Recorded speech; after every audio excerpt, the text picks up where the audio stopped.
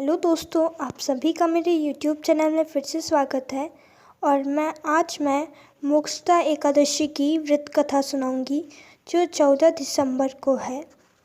तो चलिए वीडियो शुरू करते हैं। युधिष्ठिर बोले, देवेश्वर, मार्गशीर्ष मास के शुक्ल पक्ष में कौन सी एकादशी होती है, उसकी क्या विधि है तथा उसमें किस देवता का पूजन किया जाता है? स्वामिन, यह सब यथार्थ रूप से बताइए। श्री कृष्ण ने कहा, नरश्रेष्ठ, मार्गशीर्ष मास के शुक्ल पक्ष की एकादशी का वर्णन करूँगा, जिसके श्रवण मात्र से वाजपेय यज्ञ का फल मिलता है। उसका नाम मोक्षदा एकादशी है, जो सब पापों का अपहरण करने वाली है। राजन, उस दिन यत्न पूर्वक तुलसी की मंजरी तथा धूप दीप आदि से भगवान दामोदर का पूजन करना चाहिए। पूर्वोक्त विधि से ही दशमी और एकादशी के नियम का पालन करना उचित है। मोक्षदा एकादशी बड़े बड़े पातकों का नाश करने वाली है।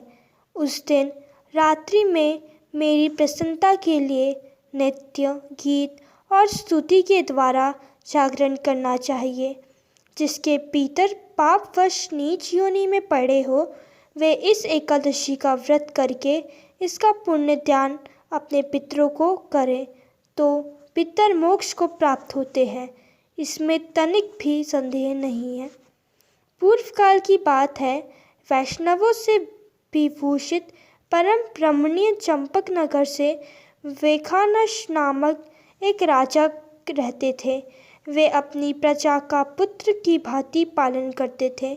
इस प्रकार राज्य करते हुए राजा ने एक दिन रात को स्वप्न में अपने पितरों को नीच योनि में पड़ा हुआ देखा।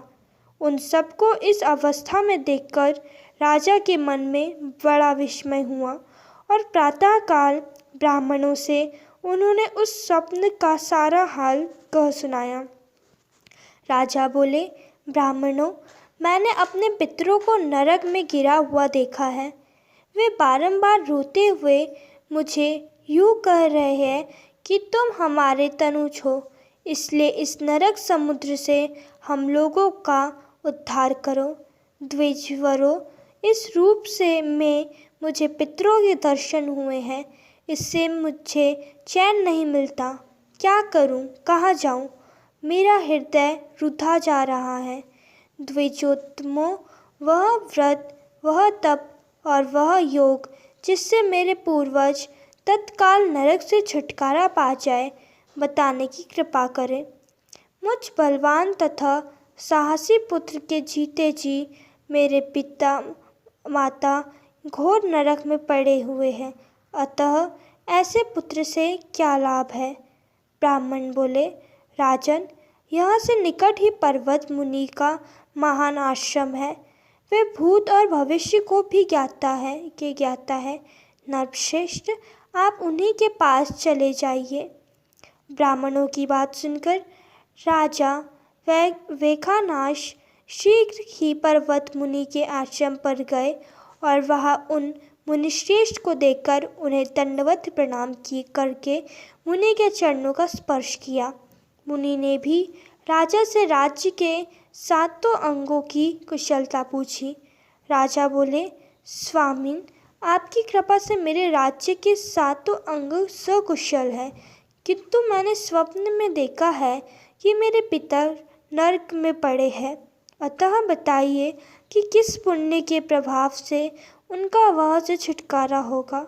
राजा की बात यह सुनकर मुनिश्रेष्ठ पर्वत एक मुहूर्त तक ध्यानस्थ रहे।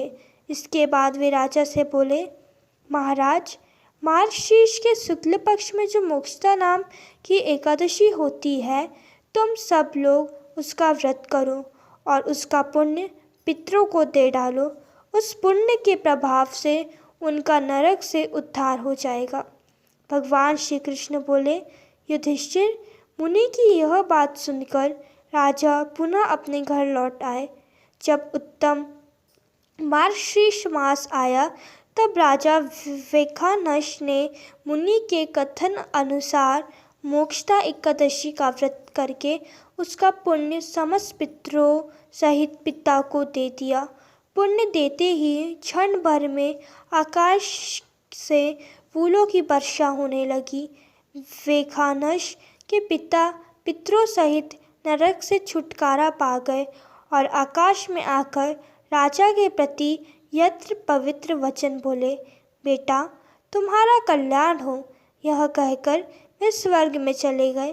राजन, जो इस प्रकार कल्याणमयी मोक्षदा एकादशी का व्रत करता है उसके पाप नष्ट हो जाते हैं और मरने के बाद वह मोक्ष प्राप्त कर लेता है।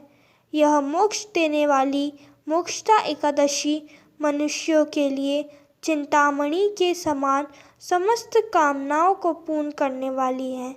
इस महात्म्य के पढ़ने और सुनने से वाजपेयी यज्ञ का फल मिलता है। तो यह थी मोक्षदा एकादशी की कथा। धन्यवाद।